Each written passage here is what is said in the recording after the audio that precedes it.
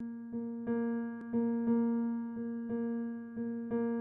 name's Jane Scholl. I'm the executive director of Philadelphia Fight. So we're 25 years old this year. If you reflect on what it was like then versus what it's like now, we're really living in a completely different world. This was an epidemic that from the earliest years, you could feel this tide coming closer and closer and closer, and you knew it was going to start engulfing your friends. When we started, there was one drug. We've reached the point now where we have over 30 drugs, and they're effective. We have really had fantastic leadership over the years. Our founder, John Turner, was an endocrinologist who was a gay man, and he decided that it was his obligation to come forward and take care of other gay men. If it hadn't been for him, the organization wouldn't exist at all. We did start our life as a research organization. Our goal was to end the epidemic in the lifetime of people living with AIDS now. It's been our goal all along. And while we weren't able to do that in the early 90s, we have during all of this time remained committed to that goal. We want to see this epidemic end.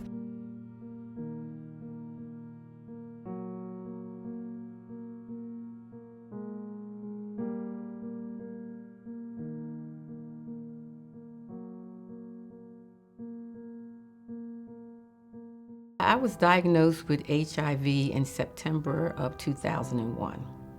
97. I was diagnosed with HIV in prison.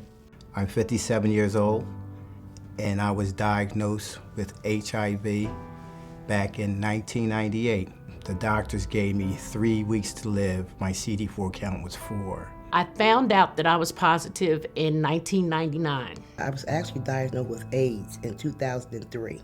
I found out in February of last year.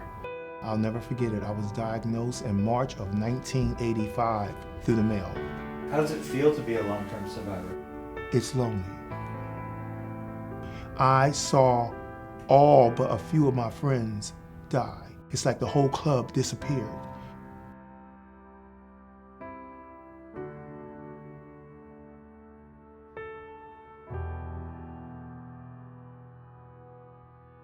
People used to say, oh, you're gonna die, you're not gonna live. I was real hurt, okay? Thinking that my kids was gonna not love me no more. My mom was not gonna love me no more. It was more of the shame that I felt on myself, because now here it is, I'm putting another burden on my family as far as not only me being gay, but also now me being HIV positive. I was fearful of disclosing my status, so I kept it secret for 10 years until I just couldn't hold it in anymore. When I first came to Philadelphia Fight to go to Project Teach, it was wonderful. So many people were just so friendly. I didn't feel judged. I didn't feel shameful. I can talk about my status. You know, I can take the mask off and be myself. But I also learned so much about HIV. I didn't know anything at all about what was going on inside of me, and I needed to find out. It's explained to you on layman's terms where anybody can understand it. Whatever level of education you have, you'll be able to understand what they're teaching. And that's really important for somebody that wants to know what's going on in their body if they have HIV. John Lax was the president of our board when he died of AIDS, almost 20 years ago now. He had felt very strongly that there wasn't enough really high quality care in the city, and that it really was our obligation to do something about it. So he actually left us money that could only be used to create a treatment center. And when we did open the doors of the Jonathan Lax Center, there was no question we were going to name it after John Lax. We can never touch the lives of our patient if we aren't connected with them.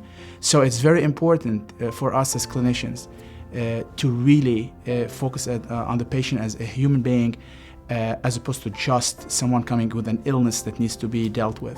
A patient can walk in with a chief complaint of having lost his insurance, or a chief complaint of being profoundly depressed because they relapse on drugs.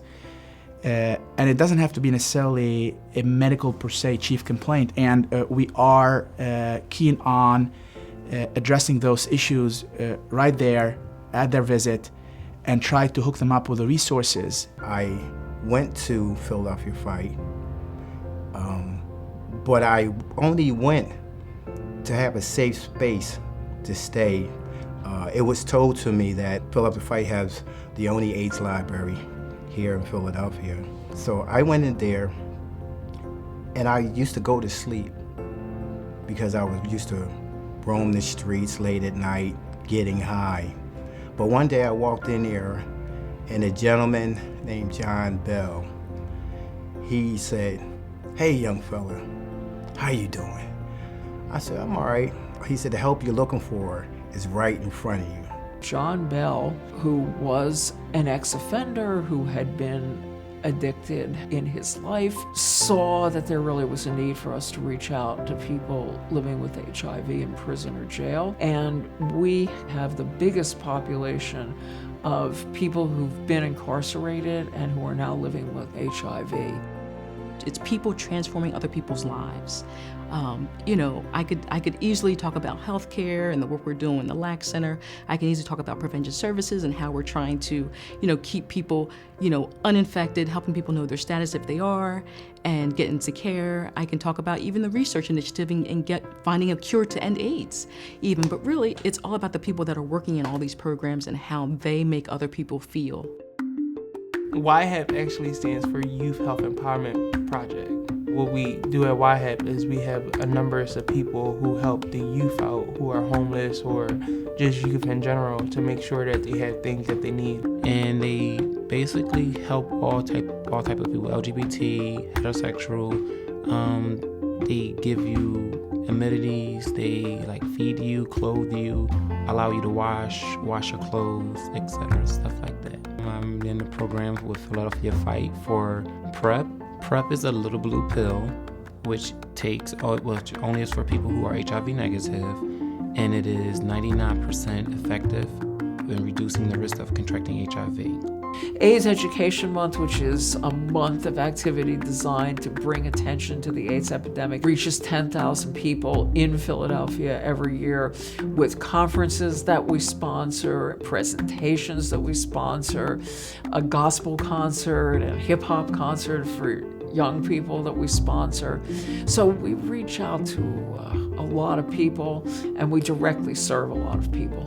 Philadelphia Fight is it's putting out good things in the community, and people come from different communities. They come from North Philly, West Philly, South Philly, so it's going all over the city, and that's a great thing. And let me say this, HIV is not one of the most important things that's going on in my life today. I'm not living with HIV, I'm thriving with HIV, which is a big difference. Right now, I'm a very happy woman. Thank God for my medicine. Thank God for Philadelphia Fight. There's no place like Fight. That's all I can say. Just like there's no place like home, there's no place like Fight. Thank you.